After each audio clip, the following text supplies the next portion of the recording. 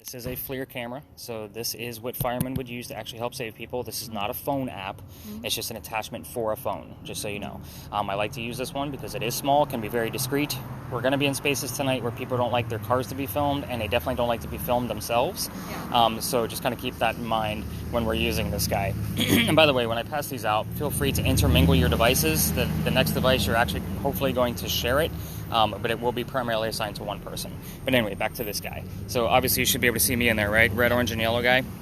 I normally make a joke, especially when I have ladies on the tour, that I'm the hottest thing in the frame at that point in time. And I want you to remember that because the red, orange, and yellow means, again, I'm warm. We're looking for cold spots, blue and black. We're looking for them to either move or to take shape on their own. When I say take shape, I mean head, shoulders, arms, and legs. Like, that's what I'm looking for. So again, those are the types of mentality of when I'm spot checking this guy, that's what I'm looking for. I also have this set up to where there's a blue dot bouncing around the screen. Right now it is on, it's like down here at the bottom, if you can see that. That's showing you the coldest spot in the frame at that moment. I also keep track of all of your temperature, your moon phases, and everything else in your analysis for tomorrow. It is an average of 67 degrees out here tonight, so I'm going to be looking for things about 52 and below. And below that. It's just because I look normally for 15-degree temperature drops, so 15 degrees or more.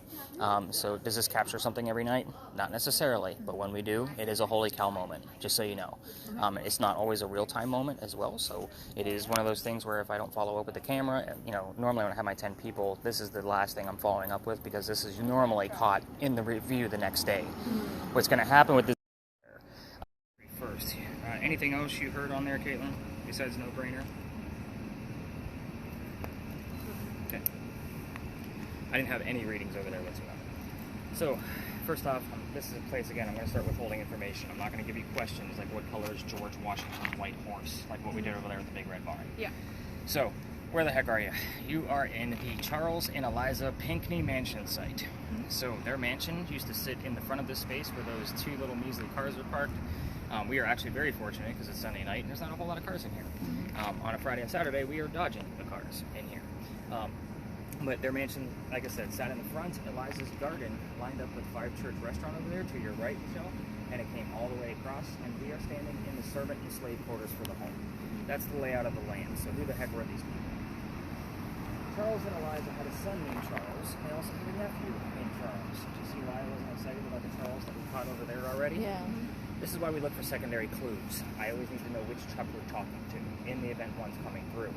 So, again, obviously we have the name Charles. I'm excited, and that's what I call bleed over. So let me kind of, stop there for just a second. In certain spaces, I'll say, I'm going to expect bleed over from this place, from that other place. This is one of those instances. We could have been getting Pinckney terms over at Big John's. We may get Big John terms over here. We're only half a block away or 1 block away. So again, we're still relatively close. Once we leave this space, we probably won't hear from Big John the rest of the evening because that space is too far away. So doing the tour and visiting the same spaces for the past 4 years, I kind of know where the bleed over is going to occur. That's why I wasn't super surprised, but excited about the Charles that showed up over there. But anyway, the son and the nephew Charles, they were both signers of the Constitution for South Carolina. That's a big deal for us, but I hate politics. We're going to move on to Eliza, and it's Women's History Month, so we're going to be talking about strong women tonight. Yay! So, anyway, it's my normal route. I just like to brag that it's Women's History Month. So we're going to talk about Eliza because when she married Charles, she was at a very young age according to today's standards. If we're going to ask her how old she was, don't expect to hear numbers like 12 and 14 from the colonial times that she came from. We're talking about a woman from the 1700s. So the reason I bring up her age at marriage is because her husband, Charles, was over double her age when they married. It was a creepy age gap then, it's a creepy age gap now. So I just like to at least give you some kind of hint of what you're looking for. Anyway, she married her husband because her father was over in England, where she's from, and he's trying to bring all of his kids home because he thinks he's dying, and he wants to see him one last time. Eliza didn't believe he was dying. She didn't want to make the long trip home for a false alarm. So she stayed put, got married in 1744.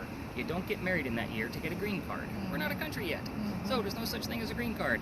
So she did marry Charles out of love, but also to prove her point to her father. She was right. Dad did not die right away. Instead, he started sending her gifts from England to where we're standing right now. One of those gifts happened to be the plant seeds of indigo. If you're not familiar with what indigo is, it's a plant that makes blue dye that makes our blue jeans blue. That's how we use it today. But when Eliza got her seeds, she didn't know what to do with it. So she had to learn from her slaves how to keep it cultivated. It's obviously not warm here as you bundle up. Sorry, it's not that chilly out here. Like, this is beautiful weather. Yeah. Isn't this a common temperature for you guys over there? No, it's colder. This is colder? No, this is warmer. Oh. Right now. Right now. Right now we're in the 50s Okay. in California I right now. thought you guys were like normally like And it's 50. raining like crazy. No. Well, yeah, I did hear that too. Yeah. Anyway, back to Eliza. Again, when she learned how to make the dye here, she experimented with it, of course, and then moved it to a cash crop plantation down by the Stono River. Got a hold of her dad, said, rice plantations are going downhill. We're going to make a killing with this indigo. And we now have an international businesswoman during colonial times, which is something absolutely unheard of. So, that's the boring business stuff of Eliza. Let's get into the weird shit, because that's why you guys are here. So, we're going to go straight after... How do I want to go about this tonight?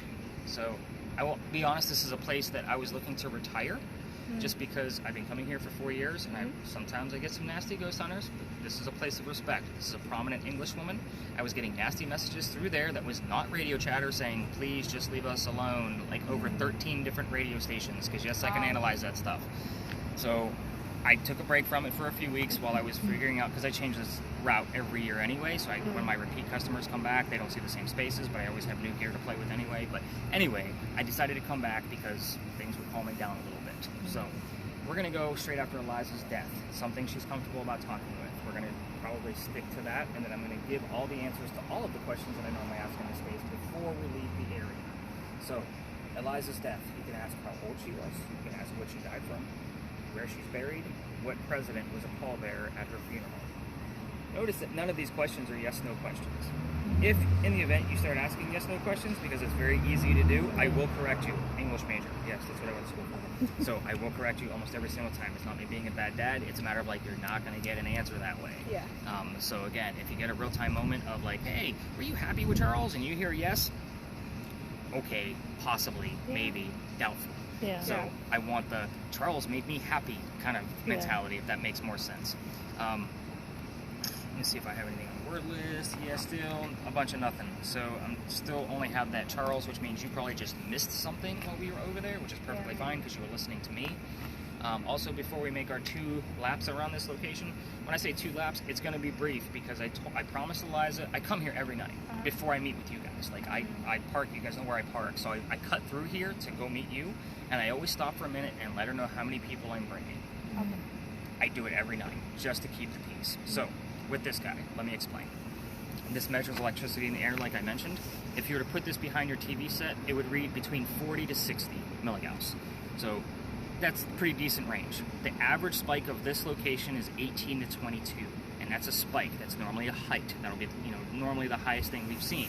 However, if you were to put this next to your microwave that's heating up your food and running, it's going to read about 150 to 170. The highest I've ever seen this guy go has been 214 milligauss here. We left. Like I said, that was craziness. Yeah. So just a few weeks ago, we actually seen it go up to about 160 in this location. I was the one using it. Another small group. They all wanted to use spirit boxes at night, so I let them do it. And I was using this guy for safety reasons. And again, I felt fine, but it was a matter of like, I don't want to press my limits. We did cut it a little short. So again, I take note of all of the readings that come out of this because they do mean something. It just means that you're missing shit on there, just so you know. Any other major questions before we make our laps? Like, you're already recording, you're good. Have you heard anything? I know you're focused on me. I'm trying to double task. Well, you don't have to. That's the whole point. So even if you, I could tell when you're listening because you're doing one of these. Everybody does it. So again, if you want to turn it down so you can focus on the history part, that's fine. So when it's, I talk fast. So, and I do that on purpose so that way we can get the work. It's that kind of mentality. So if I'm talking too much, you can just say, hey Nick, shut the hell up. It's okay. Especially when we're like out walking around. Because sometimes I'm like walking and I'm like, I need to say something. Something needs to happen here. All right. Oh, look at that. A 3.1 the minute I say that. So, 6.5. 15.8. Again, can't make up this stuff, guys. I wish I did. Is that a bat? No. Hope not. It sounded like a bat. Alright, so what did I just say? 15.8, 6.5, and a 9.3. So I usually escalate this as well. So right now, my new baseline is going to be 15. I won't shout anything out unless it goes above 15. That way I don't have a whole notebook full of numbers because I'm already writing down whatever you hear anyway. Alright, so Oh, look at that. Somebody's going to their truck, so we're going to stay put for just a few minutes. Running ghosts. Yeah. So what's funny is it's things like that that I just make a joke about is where the real-time moments come from. So we just had two people running by. You may heard the word running a few minutes ago, or it'll show up here at the same time that they're actually running. Mm-hmm. It's almost like whoever's here is letting us know Yeah. they can see They can exactly see. what we see. Yeah. So we're going to give them just a minute to get into their truck. And this is the only entrance and exit. So let's move over this way while they try to pull out of here. And unfortunately, standing in the servant and slave quarters, I can't prove anything about the servants and slaves because there's no records. But Eliza, we're going to be taking our victory laps around your home. Hopefully you're going to give us a few answers. I am.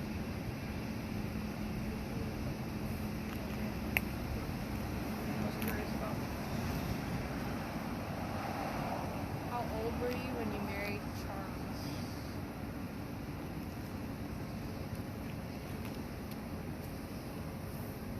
Cargo pants are a must in this field. Yeah, I was so going you to know. say. That's perfect.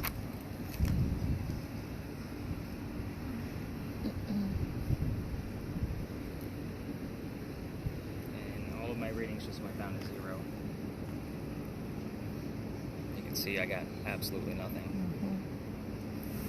Because of this truck. They better move. There they go.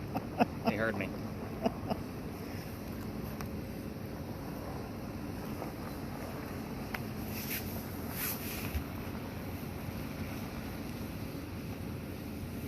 Wow, they're just taking their grand old time, aren't they? Yeah. Alright, we can start moving up this way.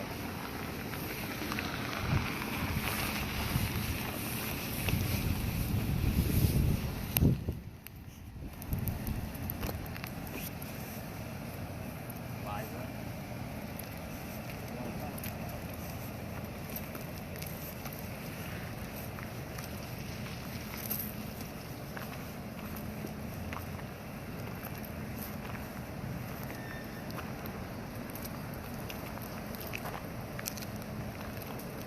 Caitlin, you got anything coming through? I heard first.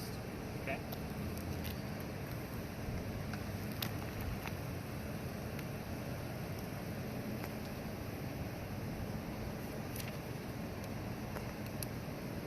First what, Eliza?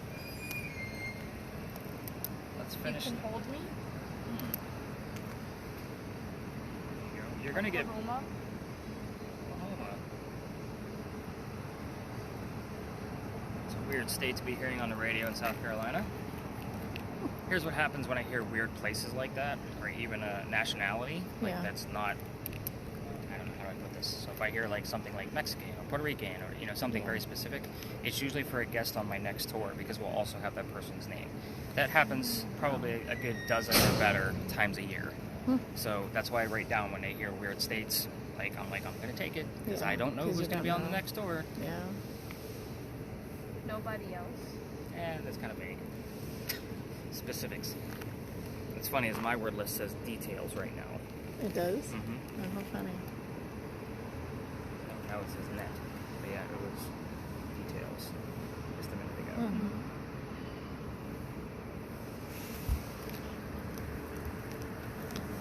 Come on, Eliza, what do you want to tell us? First what? Finish the phrase for us.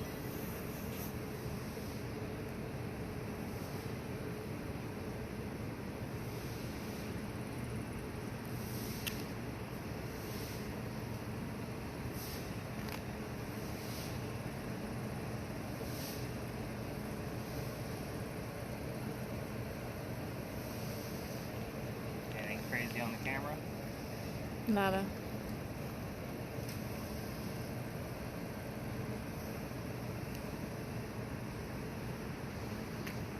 Getting little spikes and then back down to 0 again, but nothing as high as that 15 that we had.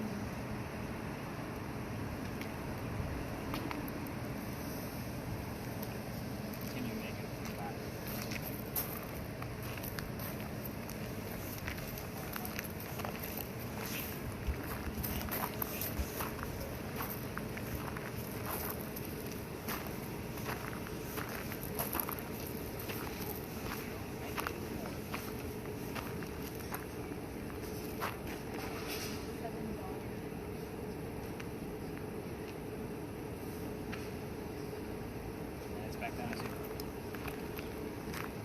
I just had like 3 decent spikes, and now nothing.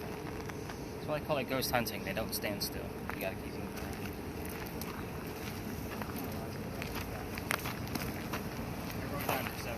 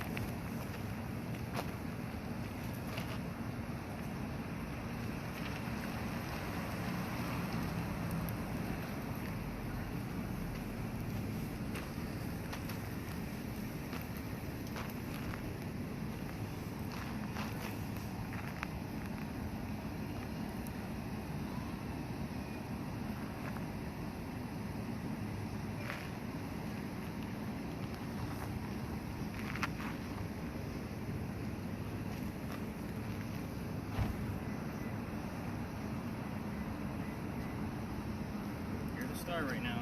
We're waiting on you. Anything crazy? Because nothing has come up so far where I'm like all excited about it. Other than a few readings. More people going to the car, so I guess we make our way towards the back.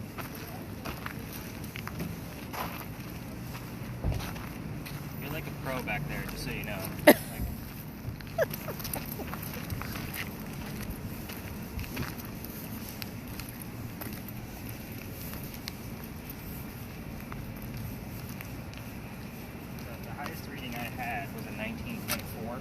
Oh, So again, just like I said, average spike here is between 18 and 22. yeah. Again, last night it was really... Pull us apart. Pull us apart. Pull us apart. Took me a minute to understand what she said.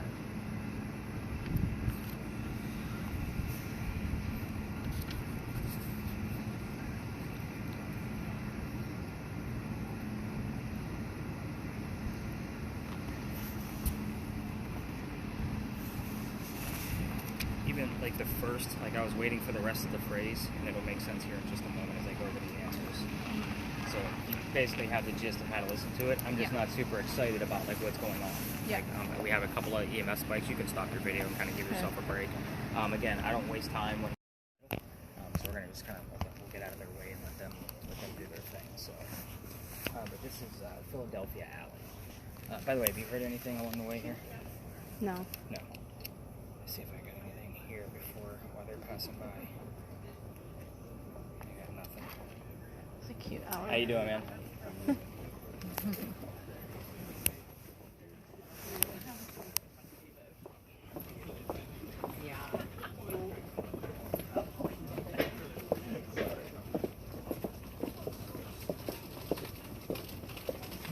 This is where I tell you, like, if you were wondering where the weirdos are at tonight, just look at each other because you're them.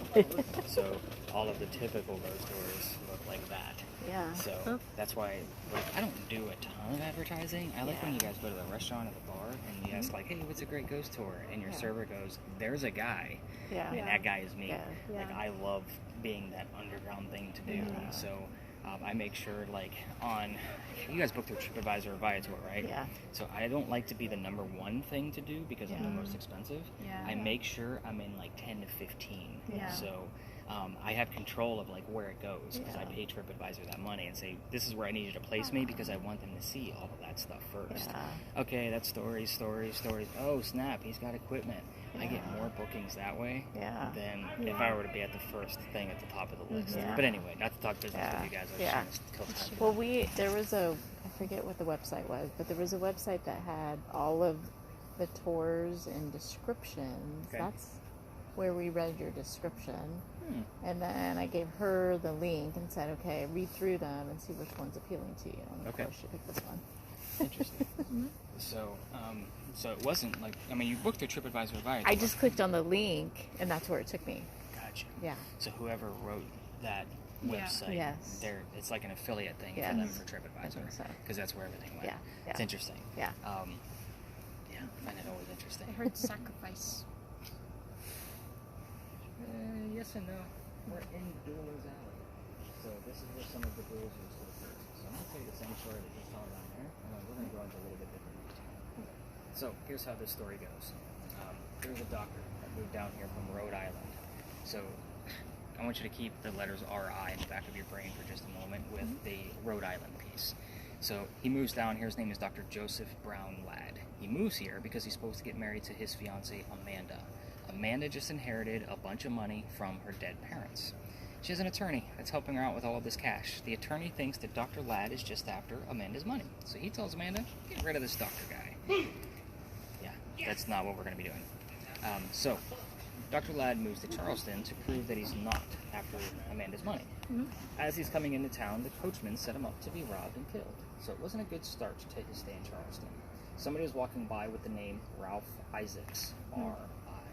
We were getting R.I. a lot on regular spirit boxes, so I bought a digital Ouija board. It's a brand new device that they just invented last year, waiting to see if it's going to, and it works actually just like my EMF detector. So any kind of EMF spike, it stops the cursor of wherever it landed and puts the letter into the bottom row, and we look for anagrams, initials, or full words being spelled out for us.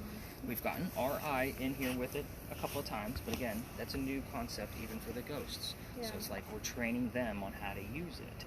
So I don't bring it out every night, but this is the reason why I bought it, was for that R.I. Because why would I hear R.I. several times on spirit boxes over the years I've been coming here?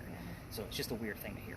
But anyway, back to Ralph. He tells the doctor, dude, you don't want to stay here. This guy's going to try to kill you. I know him. Come with me. We're going to go to 59 Church Street. We're going to get you a room over there with some friends of mine, and you'll be safe and good to go. Dr. Ladd took him up on the offer, and they became friends. The longer the doctor stays here, the more money he's making. He's proving his point that he's not after Amanda's money. Amanda gets wind of this, and she's moving down so they can get married, finally. She still wants to marry him.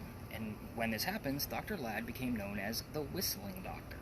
The reason why is because it's the 1780s. Men whistled. Second, every haunted city you're ever going to visit, even in California, you probably have a cliched whistling ghost. We all have one.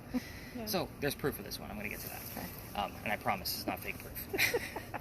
I wouldn't even be here if it was fake. But at any rate, so Ralph and Dr. Ladd go see plays together, but they can't sit next to each other because the doctor makes more money. He gets better seats. That's just the way the hierarchy works here in Charleston. They go see Richard III one night from Shakespeare, and they're walking home talking about the new actress. The doctor thought she was great. Ralph didn't. The argument turns into Ralph insulting the doctor's fiancée back home in Rhode Island. It gets very ugly, and they go their separate ways. Now, I told you Ralph has friends here, just like he knew the guy from the coach. So he goes to his friends at the newspaper. He puts an ad in the paper telling the whole city of Charleston what he thinks of Dr. Ladd. Kind of a you're a disgrace to society kind of mentality. Dr. Ladd saw the ad and rebutted with, let's go to Dole's Alley. We're going to settle this once and for all. So they came down here like somebody's going to die kind of shit, right? So they came down, they took their 10 paces. The doctor turned around, pointed his gun in the air, and he shot. He didn't want to kill his friend. He just wanted to have the courage and bravery to show up to the fight and forgive his friend, which is often what happened at a duel. However, Ralph has his one bullet, and he puts it on the kneecap in the doctor. Dr. Ladd didn't die. He fell to the ground. His friends picked him up, took him home to 59 Church Street, and he dies 10 days later after refusing medical treatment. Remember that this is the 1780s. Gunshot wounds back then aren't the same as they are now. He probably tried to bleed out the blood poisoning for himself because he is, in fact, a doctor. So what he's telling all his guests down there is that as you come down here and you can listen really close, you can hear the whistles from the doctor. Here's the interesting thing. We do have whistles in the background from the voice recorder. So again, you don't have to come down here and just wait and listen.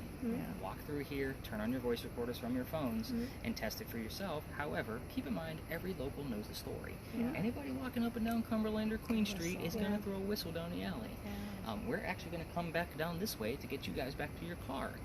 I'm going to throw a whistle down here. I do it every night, especially since I got kicked out of here. That's the fun part of the story. You ready for this? She's like, yep.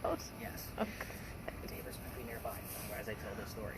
So, this is actually part of my night, because there's a reason why we go to the next space we do. Is because I can't go to my old route, because let me explain.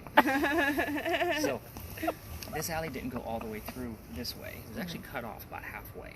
That's because this was called Cow Alley. This is where they kept the livestock, so they had to keep it bundled in. So, that means the bricks are older down on that end than they are on this end. Those bricks on the other side of that tour group, all the way down on Queen Street, have been sun-dried from slave children. there's a full handprint from a slave child down there in one of those bricks. Mm-hmm. And I'm sure you guys figured out I'm all about history at this point. Mm-hmm. I used to take my groups all the way through to show off the handprint for the history only. I treat that handprint the same way I do a headstone or a grave. That kid's not there staring at it. Yeah. November 26th of 2020, my entire group of 10 is huddled around that damn brick waiting for something to happen. I'm trying to shoo them along for my reasons, but it's also out of the respect that it's outside the kitchen window of a mansion at the end of the alley. Not knowing I was out of bounds. I was still new at this. So, the new owner came out yelling. My daughter thought it was great because Dad's getting yelled at, and we moved on. The next night was Thanksgiving. I don't tour Thanksgiving because I worked in retail management for over 20 years, mainly for Walmart. You can feel my pain. I see the look of like, oh my God, how the hell did you do that? Yeah. But anyway, we moved on. So the next day I called my partner up that I had at the time and I told him what happened. He said, no, dude, you can't go down all the way. You have to go down halfway or reroute the group. So I'm like, oh, shit, the next thing is a pirate thing. So I told my group the next night, like, I'm not a big advocate for this next story because I'm a vampire guy, not a pirate person. So I was like, I've never had anything happen there, but we have my gear. Let's go see what we get. So before we left, somebody heard the name Anne on a spirit box. I didn't tell them who we were going to be investigating. We were going to be investigating the famous female pirate, Anne Bonny. So I went, oh, shit. So we get down there, and I told a little bit I did know about piracy. Somebody else, here's the number 300, as I'm doing my rounds with them. I don't know what 300 means to a pirate, so I write it down, I research it the next morning. We were there November 28th of 2020. Anne Bonny's trial for piracy was November 28th of 1720. Wow. We were there the exact 300th anniversary of her pirate trial. Wow. So of course my shoulders shrunk when I realized this and went, damn it, now I have to learn about pirates. And the reason I get disgruntled about this is because it's pirate lore. So as somebody with a master's degree in creative writing, that's a lot of books I have to read in order to verify factual information. So that notebook was a 5-subject notebook, and I still study it just because I want to make sure everything I'm doing and things I'm finding out about Anne Bonny is factual. So keep in mind, everything we're going to talk about at the next phase is a minimum of coming from 2 different resources. So kind of, again, I do my research. I have to. The other interesting thing about this space, we do get like things like cow and livestock and shit. Like the word chicken showed up in here last night. Very interesting. I like to point out the gate before we leave the space because he's going to want to come up this way. Okay. Remember I told you the alley didn't go all the way through up to Cumberland Street, right? So in the event of a loser to the duel, that was the shortcuts to get to the cemetery on the other side. So they would take the loser, the dead guy, over here, instead of going all the way down the Queen Street and looping around with dead weight, literally. This was the shortcut. The wrought iron just wasn't there. I'm going to guess that the wrought iron was probably put in the early 1900s, just based on the ironwork. And that's my guess. Yeah. So I don't want to give you an exact number. Yeah. But have you heard anything before we leave the space? I want to make sure that before they do, so we can kind of get out of their way. All right. So if you want to continue recording, you can. But again, we're going to be going up and around the block to go talk about crazy pirates. Okay. I don't have anything specific on my word list where I'm like, hoorah, other than the fact it says my father, which I find very interesting. I'll refer to that space. We don't normally get bleed over this way from Anne Bonny. We're going to be mentioning our father, but we normally get bleed over from here over there. So again, it's very I heard his name. his name. Find out his name. I'm not going to give it to you. That's one of the questions I give you. That's the funny part. His name. Next thing you know.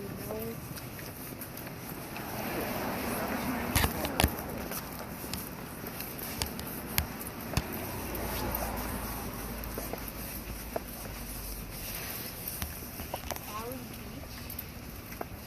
That would probably be Folly Beach. Folly Beach. A nearby city. Yeah. Where we went on Friday. Yeah.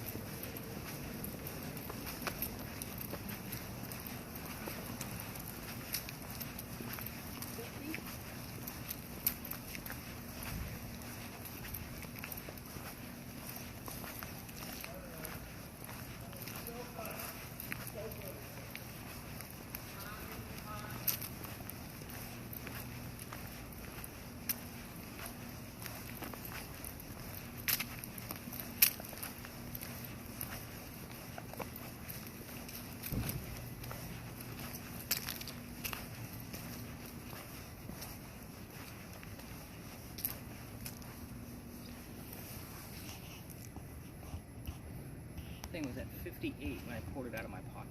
Oh wow. And I'm just wondering, it can't be from the motion. Like, I'm testing it to see if it'll go up that high again. So this is not a space where I expect a whole lot of anything out of this particular device. Maybe a little 2 or 3, but nothing where I'm like 8 or 9 is going to happen.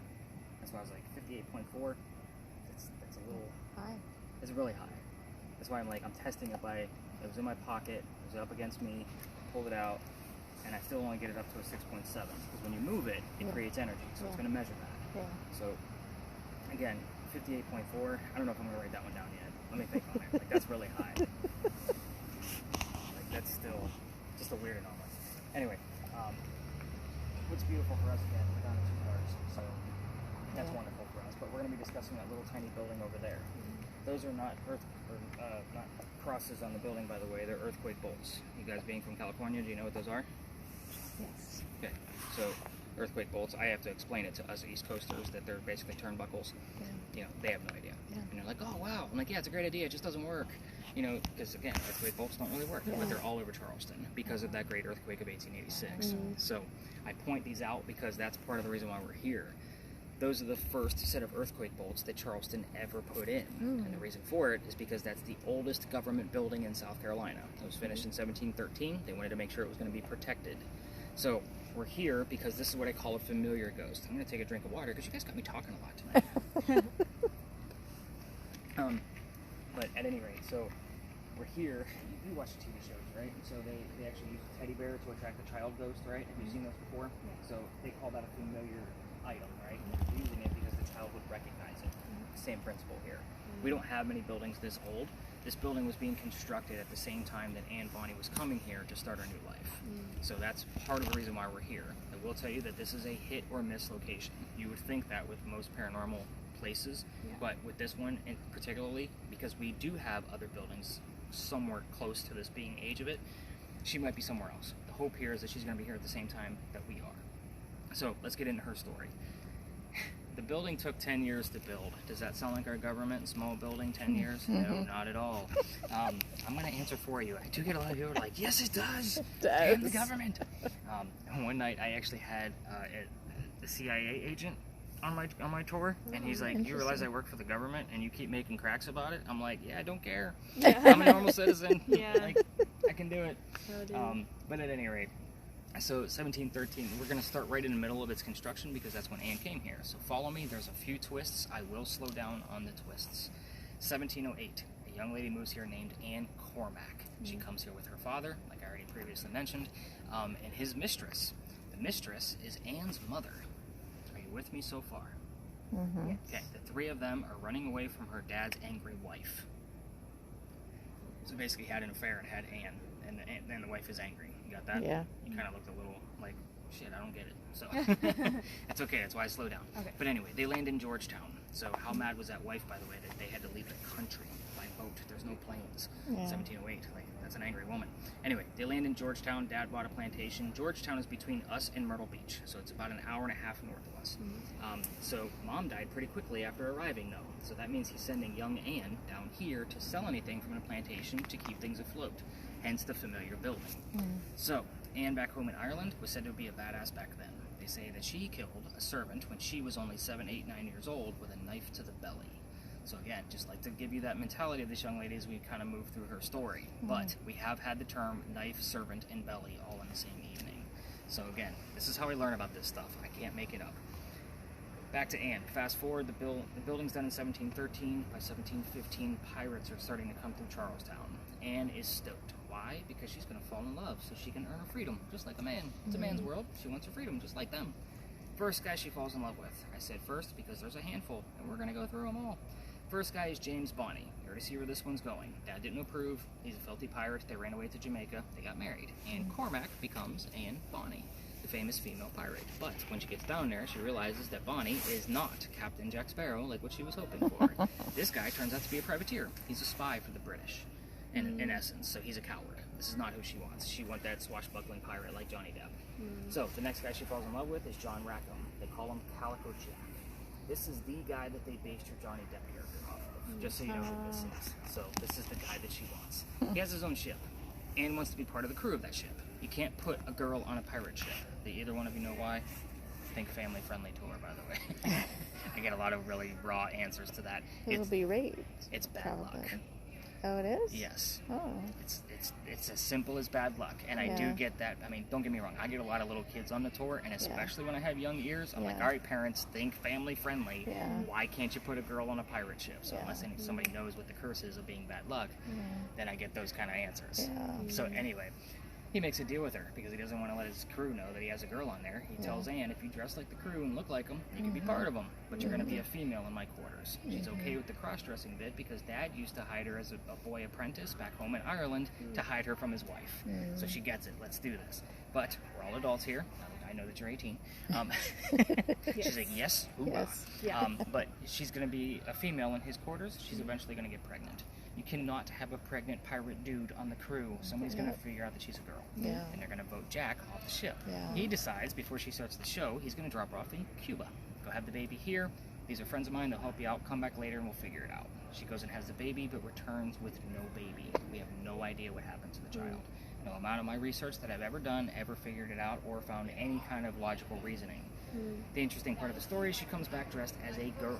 This makes Jack pretty angry because now everybody's going to know he let a girl on the crew. And while she was away giving birth, he captured another pirate crew, and Anne's going to go flirting because that's who Anne is, to make him even more mad. Guy number 3. Guy number 3 turns out to be a female, dressed like a male, to be part of the pirate ship that basically Calico Jack captured. So now we have 2 females dressed as males on the same ship.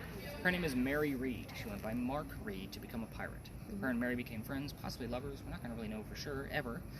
But the British found out where they are. So they send an entire fleet of ships to come take down one pirate ship. Wow. Rumor is that Anne and Mary were the only 2 pirates not drunk enough to come up and fight with 1-bullet flintlocks. So again, if you're not familiar with flintlocks, it's the same kind of pistols they use during dueling. So it has 1 shot. That's it. So obviously 2 ladies with flintlocks are not going to take on a whole fleet of ships. They get arrested. And as they're being arrested, she looks at her captain in bow, Calico Jack, and she says, Jack, I'm sorry to see you here, but if you would have fought like a man, you wouldn't have to be hanged like a dog. So the word dog shows up a lot. I've had people tell me that they heard a dog barking on the radio as we're walking in. Like, that's just the way this goes. But anyway, the judge wants to see the 2 men that fought back so violently on their own. He's already tried and hung Calico Jack and the drunk pirates that wouldn't fight. They're dead and gone. The 2 ladies go in front, trying to save themselves, revealing their gender. The judge doesn't give a shit that they're female. They're still pirates. He's gonna hang them anyway. We plead our bellies, was the last thing they screamed out, because you cannot hang a pregnant woman in 1720. It's illegal. Sends them both back to jail, delays the hanging. Dad is still up here in South Carolina with all of his Irish money. By the way, that's when you know you have a cheesy tour, and everybody claps for you. My teams don't clap. Anyway, so Dad brings her back home, right? Because he bails her out, but leaves Mary behind. Once Anne is home, she remarries. That's husband number 2, but guy number 4. We're gonna count Mary. We don't really know, but she has 4 kids and dies at the age of 84. That's all we know. We don't know where she ended up, who she married, where she's buried, any of that. Like, it's all a big giant mystery. However, Mary Reed dies a year later in that Jamaican jail from their trial, and actually it wasn't even a full year. It was just a handful of months. From whatever pirates die from a Jamaican jail. So use your imagination. Most books and articles will tell you that it was something simple like fever. I'm going to call bullshit and say it was probably scurvy. We're going to make it romantic. Why not? Because you know scurvy is very bumpy and gross. So the only 2 questions as we kind of go through this space. I mean, again, we're going to get closer to the wall, but we'll kind of do a few laps around here in case you get something on it. Your camera loves to act up in here. Hasn't happened for quite a few months, so maybe we'll get some weird happenings tonight. But the questions for you, Kaylin, are going to be the names of Anne Bonny's parents. I did not tell you what those were. I also didn't tell you the name of Calico Jack's ship that Anne became part of. So again, we don't know what we're going to find in here because again, it could be nothing. It could be something else. It could be somebody on the other side of this wall, which is a cemetery. There's stories all over this corner, so I'm paying close attention to what you're telling me. I'm on top of whatever this is talking about. I still have a whole lot of nothing. Wow. This is a weak list, and we're already at 51 terms. Pretty weak. So, unless I find something that's going to match up to what you're listening to, so go ahead and crank that thing up, and I say let's go get close to the wall first. Let's get close to the building that she's familiar with, and then we'll maybe make a lap or 2 to see what we're getting. With this guy, I get excited on things back here, not so much over there because of the electrical poles in the corners that can make it go off. Yeah. So that 58.4, like, that's a weird number to see in general. And there's nothing in my pockets to make it go off. I mean, I got pen and paper. Weird. I think I need to take note of it just so I know. Sheba? Sheba? Yeah. I don't know who the hell Sheba is.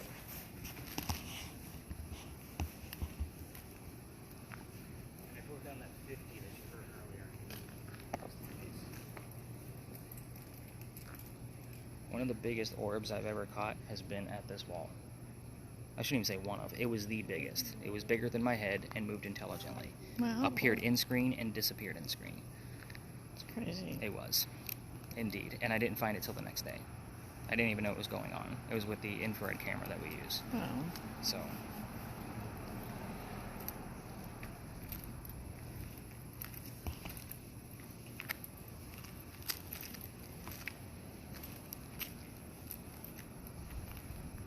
David? He's busy. So that's another word like the hockey thing. Mhm. Keeps showing up. Really? This location and the last location. Hmm. I can't find a tie anywhere. I don't know who David is. The name keeps showing up, and it's not just on that type of spirit box. It's on multiple ones Wow. because I keep track of that stuff. Like when I keep hearing the same thing over and over again, I'm like, damn it, it was on this Yeah. box last time. David. All right, David, you gotta tell us who the hell you are.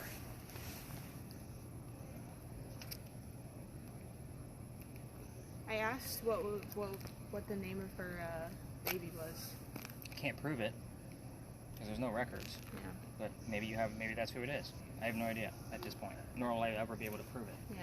Unless, of course, somebody else asks the exact same question and gets the exact same answer. I'll take that as proof. Yeah. Again, I don't make shit up. I'm not about to.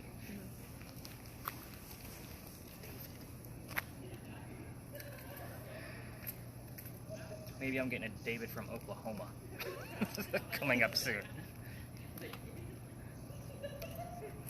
Now this group is probably going to be going to that. Let me see if they're going to that car. They are. But we'll move back to the back again. Let them get out. Bob.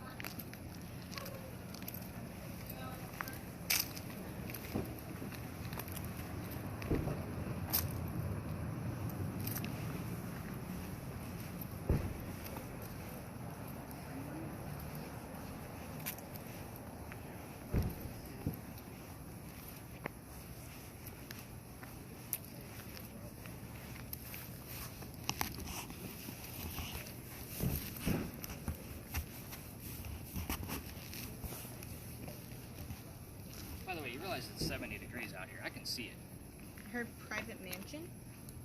Pregnant mansion? Private Private. mansion. Private mansion. She did not have a private mansion, but there is a private mansion nearby.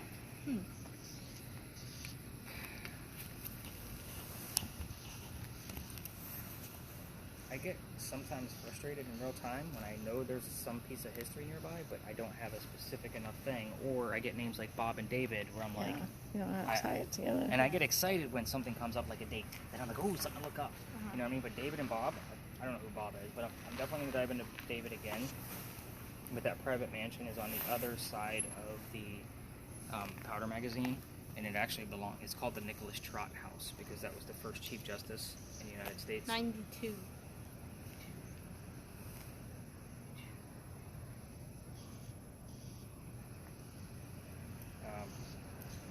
And that's where he stayed while his private mansion was being constructed, which is exactly where the Dock Street Theater sits now. There's a lot of misnomers around Charleston because of the historical markers and where they go. And they like to tell you that Nicholas Trott lived and stayed there. No, that's where he stayed while his private mansion was being built on Church Street, which is literally one block. This is Church, so it was literally one block away. So, but Dock Street Theater has its own piece of history, so it has its own marker, and it can't have, you know what I'm saying? So, there's a lot of like good old boy type mentality around here. Oh, she's got that thing cranked. You just proved my point. Thank you. Hollywood. Bruno Mars. Strange. Get out of the house.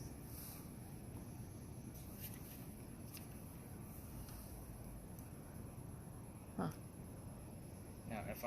do research, and I find that there was a pirate Bruno that came through Charleston and stayed at a private mansion, or was held captive at a private mansion, and then it's get out of the house because he, found a way to escape in 1892 or 1792. You're gonna shit a brick. So, just telling you what I look for.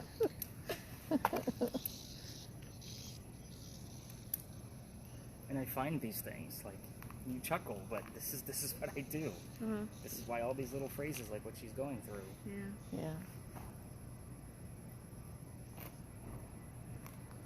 Oh, and the moon was aligned with Mars that night that he escaped. So now we have Bruno and Mars. Mars? Yeah. No, I'm kidding. I don't know that this is a real thing. You guys are all looking. We're like, going with it. That's a good story, Nick. Would have believed you. Yeah, we would have. You won't without links. Like, I gotta prove it. I know. That's funny. You guys are buying that story. That's so funny. Hey, you never know. It's true. That's Something why I might have been said going that- on with Mars That's back why then. I believe. I actually, somebody heard the phrase. I was telling my wife this today, because she was saying, she was looking up, because I follow like what planets are aligned and all that stuff, because of course it's what I do for a living. I was like, it's funny. I was like, a couple of weeks ago, somebody heard the word constellation and then the word mother, and I found it very interesting at the place that we were at that the person's mother was named Thryza Prince, and I was kind of like, Thryza seems like the name of a constellation to me. So I dove into constellations that day, trying to see if there was a tie. There wasn't. Huh. But my wife was just like, that's actually a really good point, but you are the word guy. So it makes sense to me that you would look at Thryza as being something of Greek or something old worldly that way. Yeah. And I was like, I did find an 88 list by NASA that shows you the recognized constellations, so that way I can go through them and see how they align. Yeah. And so again, I'm going to be looking into Mars possible. because I don't know. It's possible. Caitlin, you got anything else? Give you another minute. Again, this is a hit or miss location. I'm more interested in private mansion than anything else that you've said. The numbers, I'll see if they tie in, but again, I'm going to dive into the private mansion at Nicholas Trott's house. Yeah.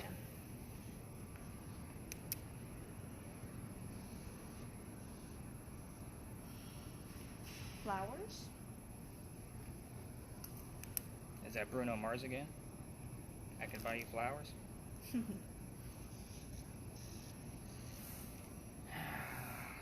is somewhat vague, and I got no reading, so there's no point in me staring at this.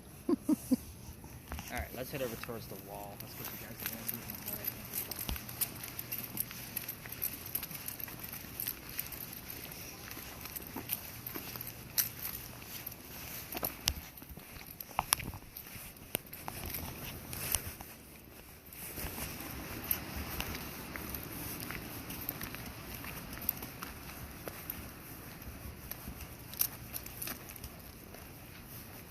You can go ahead and kill your camera, give it a break. Okay. But what they did find, somebody heard the year 1828. Like, that's a pretty specific year. Yeah. So I was like, all right, that's weird. Write it down. Then the name Henry came through. I don't know who Henry is yet. I write it down. Then the name Tim shows up on my word list. That is Henry Timrod, born in 1828. So I was like, okay, I'll go win it. So here's how this goes. Very brief. I had to do a little bit of research, so that way I had something to tell you guys what to look for. He's a writer. Obviously, being born in 1828, he was also very sick through most of his life, just so you kind of have that idea. And you're going to need to keep that until the end of the story. Anyway, he's obviously old enough to go fight for the Civil War. He's from Charleston. He fights for the Confederacy. So he goes out to the battle. His friends realize, his comrades say, "You're too sick to fight, dude. You need to go back home. We know you're a writer, so why don't you go be the voice of the war? Go tell people what's going on out here." Obviously, for the Confederates, that was going to be a big thing. So he comes home. He starts writing poetry about what's going on in the battlefield. He becomes known as the laureate of the Confederacy. For us writers, that's a pretty prestigious title to have. So, a few years after he gets home, he's actually got a paying job. It's not paying him much. He's a pretty poor guy, but he has a son. I'm not going to tell you what the son's name was. Hopefully you're going to find out. Or his birthday, or how long he lived. We'll just say it was a tragic death. So, with all of that, he's mourning. So is his wife. I'm not going to tell you her name either. But his buddy calls him up after his son passes away and says, "You know what? You haven't been writing. Why don't you come out to my cottage out here in Columbia? That's in the middle of the state. That's our capital." So he goes out there and he's like, you can just write the piece you're supposed to be working on, but that's where Henry wrote his last words. His last words were, beholder of brief mortality. Basically translates in modern English to person of short life. So beholder of brief mortality. And then he coughs and it lands on the page in a blood stain because he had tuberculosis and he dies. That blood stain looks like a man writing at his desk. Wow. So they show this book one day a year at the Charleston Library Society, where it's actually his collection is held, and you have to be a member of the society to see it on Halloween. Oh wow. However, yeah, it's pretty cool stuff. We call it the Blood Book, but the internet is beautiful. So I'm going to show you the blood stain, and that way you kind of have a gist of it. Obviously, you already have the questions of things we're going to ask. I will also tell you with my EMF reader, we have gotten over triple digits in this location. Once that team moves, or wherever they decide to go, the grassy knoll along this side is where I commonly find it. I'm not going to say it's there every single time, because we didn't find much over there even last night. But we had, I think, a 162, 167 sometime last week. The weird thing is when I told you I had like that 170 something at the Pinckney Mansion, those were in the same evening. Their score went through the roof because of the high EMF readings, so that was my rating system. So let's go through the bloodstain. That's the fun part, right? The weird thing is we actually had stuff come up last night about the friend, the college friend that told him to go out to his cottage while we were here last night. I was like, what is this about? Because there was stuff I didn't know. It was the person listening that was hearing things. I'm writing it all down. I'm doing the research. Bada bing. It's all clues to him. I'm like, you gotta be shitting me. I was actually super excited about that team's set of data, and I even told them, like, I'm stoked. Like, I don't write this every time. Like, I'm excited. It may not have been a high score, but it taught me a lot about who's on my tour is what makes the difference. 2 African Americans and a plantation owner. I come down here, and we had dates relevant to slavery, like slavery codes, and we had things, that memorial that they're by. You see the stone wall over there, that little tiny guy? Yeah. That is a memorial to Andrew Jackson's mother. We had the date of when Andrew Jackson was sworn in presidency. Show us. Like, you can't make this stuff up. Yeah. Like, it's so weird. Anyway, the bloodstain. Back to Henry. Here's your page of his last page that he ever wrote.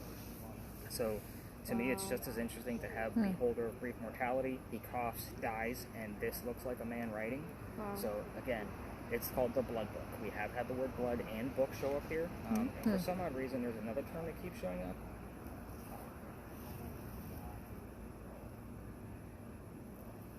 We had a lot of terms show up since we left over there.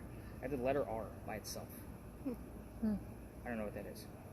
I also have the word soldiers. We just talked about the Civil War. So again, really vague, but we'll see what happens. Are you familiar with the Estes method? Do you know what that is? Yes, that's where you have the headphones in and then you just yell out things and they try to decipher what you're trying to say. In a sense. It's a little bit more extreme than that. So, in a nutshell, it is a sensory deprivation experiment. And what it is the person has both earbuds in, they wear noise-canceling headphones and a blindfold. So that way they can't read people's lips of what's being asked and so forth and so on. When I have my groups of 4 or more, we've been conducting those here. At this location. So when I say 4 or more, it's because I want 2 people to not know anything about the history. I take the other half of the group over here because the person I'm going to be putting under, as I call it, because I'm going to take away their senses, they're going to not know anything, nor the questions we're going to ask, nor is the person that sits with them. So I will tell you, it's either super successful or it super sucks. It's one or the other. We've actually had people, I've done a double blind one night. I had a paranormal team come see me a few weeks ago.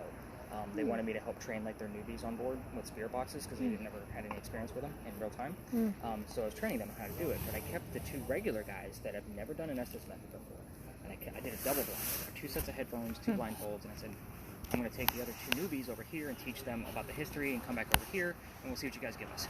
It was like they were having a conversation back and forth, and one guy, when we asked him how Henry died, he said tuberculosis, like plain as day. He doesn't know what we're saying. Wow. Yeah, really cool stuff. That is cool. Last night, for example, it was a couple of nights ago, we had a young lady under, and basically in a nutshell, whenever those bells go off, I use that as kind of like a, hey Henry, what are we hearing right now? And I told you about that Ouija board device. A young lady that was using it, the word bell spelled out before I asked the question. Dang. So, cool. and then the other person using that spirit box, because I do use 2 of those, he actually said something about, he's like, I just heard church bells coming through. So, and again, before I asked the question. So he's like, I heard it before, you asked, but it didn't go to the person that was under. It went to 2 different other devices. So to me, I have to take note of like, where are things going and why? But the fact that we had a word spelled out and a direct answer to a question I asked on the Ouija board, like that's 4 letters. Like that's a lot to come through. Like, and I'm looking at the husband because he was my skeptic of the night. I'm like, dude, do you see it? He's like, I'm staring right at it. Like, he's like, it says bells right here. So I was pretty stoked about that. Have you heard anything, or you been focused on me? Because I don't have anything yet other than the word judgment. I heard the Amber Alert alarm a few times. Oh, that's not a good sign.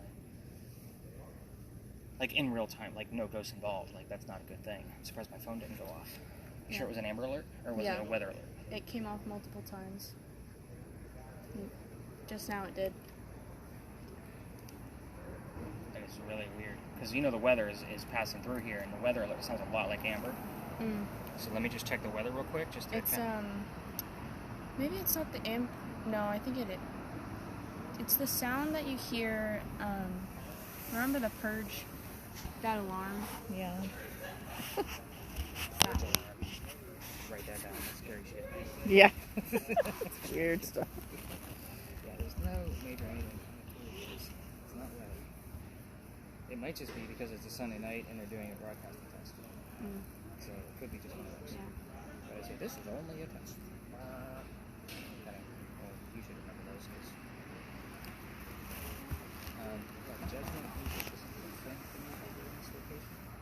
You're also in George Washington Park. We have had the term Washington show up. We've also had things relevant to George Washington show up around here. Again, we never know what the hell we're going to get. But I do want to test out some of these grassy knolls with the millimeters, see if I can get any readings. When it's not over there, we find it's over there. If it's not there, it's in the back somewhere. So again, it just moves around, and it's usually in a grassy area.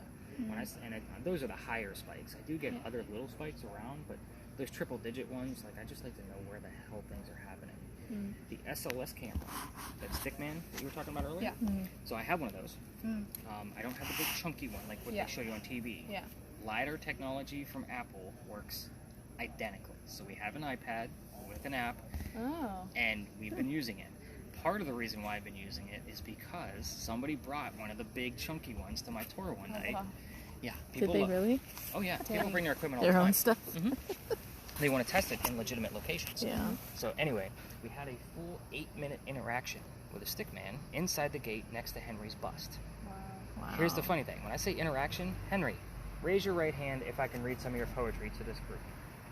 We got to raise with the right hand. Wow. It took a few seconds, but it did go up. So I was like, okay. And it was those type of interactions. The only way it disappeared, the only female in the group that I had that night went to the side of the gate and outstretched her hand and said, Henry, can you shake my hand? You have to remember the times he came from. It was probably disrespectful for a female to be offering her hand to be shaken that way. And he disappeared, and we never got him back. Wow. So after 8 minutes, and the funny thing is the guy didn't know how to record the session. So I used my infrared camera. The person that was using it was short like you, and I had her overstretch this big guy's shoulders to get the footage. So I'm like, dude, we can't miss this. This is big stuff. So with my camera, we've caught similar things, not as length of time, but we do have somebody sitting against that tree right there, sitting on the ground, back to the tree, arms up, knees up, like he's reading a book. So again, we're talking about an author and a poet. Yeah. It would make sense. The other night I caught something near that lamppost. Again, it's sketchy. That one I'm kind of I'm not really sure. But again, it kept trying to focus in. I should have only had a straight line on there because of the lamppost. But we did have a full figure he was leaning next to it with his arm like this. So it was kind of almost like a Peter Pan type style. And if his leg would have been crossed, I would have been a little bit more convinced. But his legs were definitely both out and his one arm was up. So that's kind of very interesting. I'll take it. Again, I have to look at the screenshot, brighten it up to see if there's anything behind it. Yeah. Again, it's obviously there's things behind it, but nothing where I'm it's not in the shape of a person. Yeah. So when those things do show up, I get excited. I'm like, okay, I don't know enough about this camera yet. I think I've only had it for 2 months. So, and again, it's an iPad, so it's very obvious. That's why I always give that to the kid in the group. Yeah. Because again, with these cameras, people get weirded out by them. Alright. Oh crap, I shut off my backlight. So, I'm going to start walking around just trying to get a reading. If you guys want to just sit here and get some footage and listen in, you can do that. Because I don't think Mom has actually heard what you've been listening to all night, so she might want to help you. But I am going to take a quick little lap while that group is still here and just see if I can get some numbers real quick. And then if they leave, we'll take a full lap together if you want, whatever you want to do. If you want to sit here or not, if you can follow me, it doesn't matter. I'm game either way. I just thought you might want to get off your feet for a few before we... Do you want to try? Sure. You want to do this one?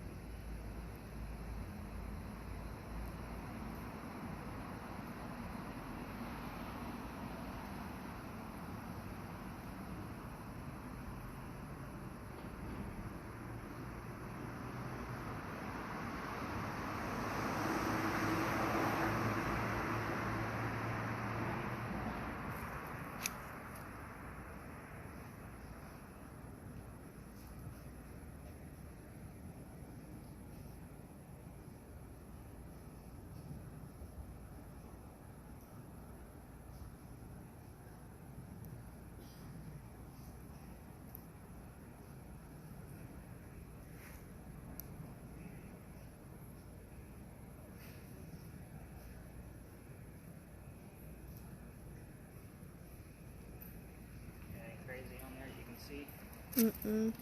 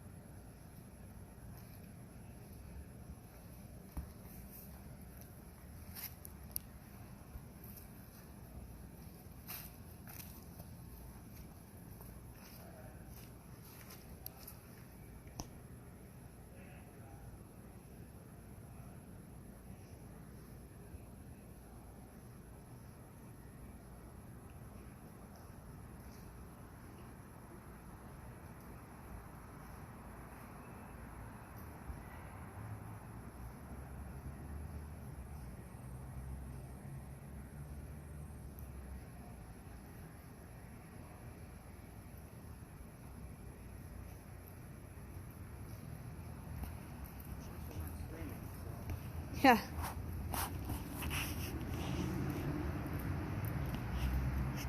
What? You getting anything? No? You? No. I just had one little spike of 2.5. That was it. Hmm. And it went away pretty quick. Pretty small. Yeah.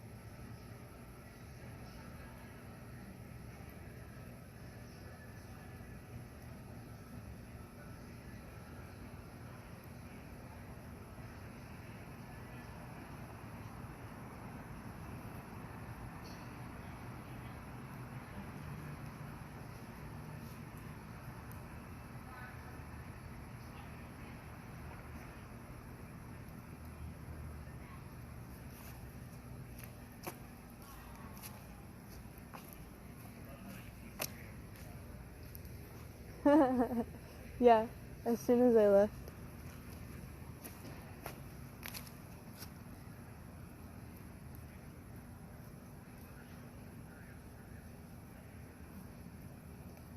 No.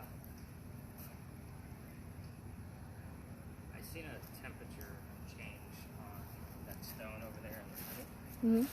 I watched it go like up by like 3 degrees, like very quickly. Mm. And I don't know if it's from it holding on to the heat. So before we leave, I want to have you definitely get a quick, span of that big monument that's in the back of the space, Okay. just to kind of get a gist of it. Okay. Because I just happened to notice I don't normally pay attention to temperature, but it was moving pretty quickly. I Mm. was like, what is happening right now?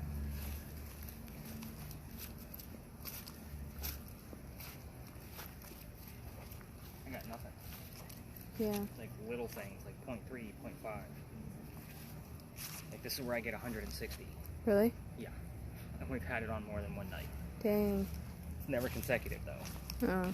It's never been like one night and then the next night. Yeah. It's never the same thing. Yeah. That's a good thing. You don't want to just keep repeating it because then it usually means it's something man-made.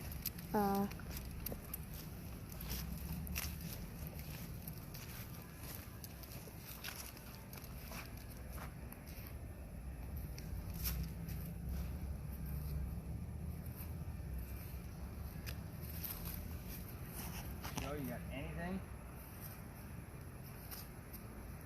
I got nothing. I don't think so. Okay. You're also new at this as well. Yeah. And you suck at this too. I do. So, There's a lot of stuff being said, but right, but you never know what's I don't relevant and know. what's not. yeah. That's where I come in. So that's why you're supposed Yeah. to tell me all the little things that we heard trust. I heard John. Okay. I heard lie.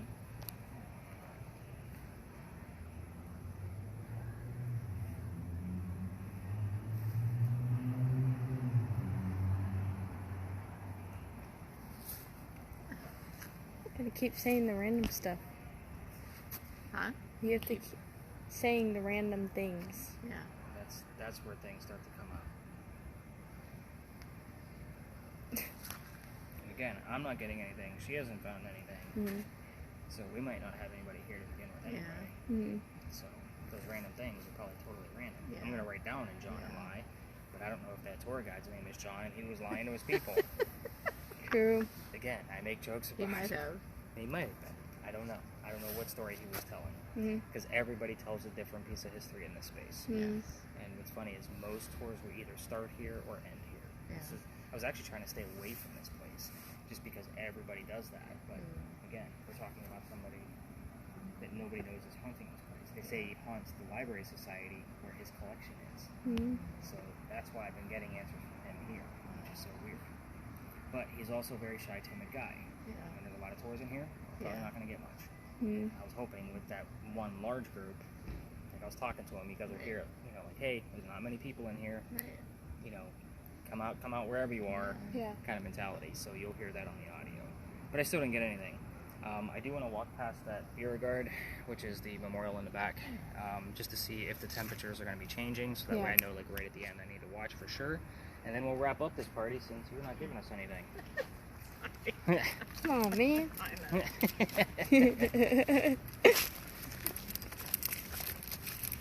Again, I don't know if the stone is just hanging on to the sunlight from the daytime, Yeah. but I wasn't touching it. I was just kind of like over that first step. Yeah. So just kind of give me see you have the center crosshairs on there? Mm-hmm. So just tell me what the temperature of, just say the center of it is. If it's over 70 degrees, it would make sense. Yeah, it's 75. Okay, 75.7.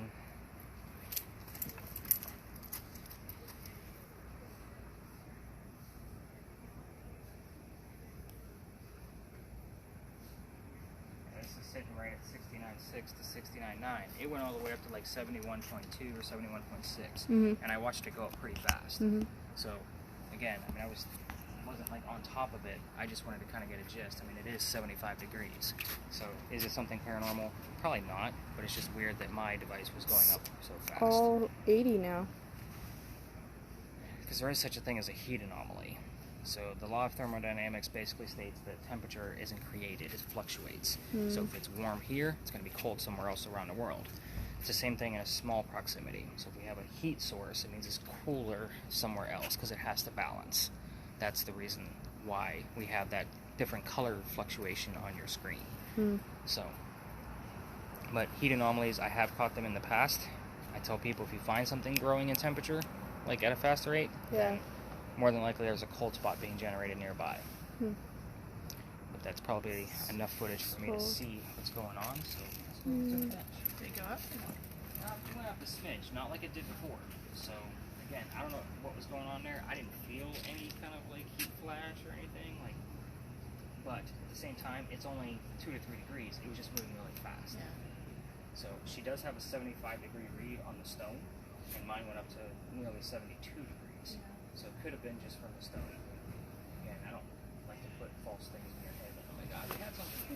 When I'm like, yeah, I'm not sure. Not until I study the screen.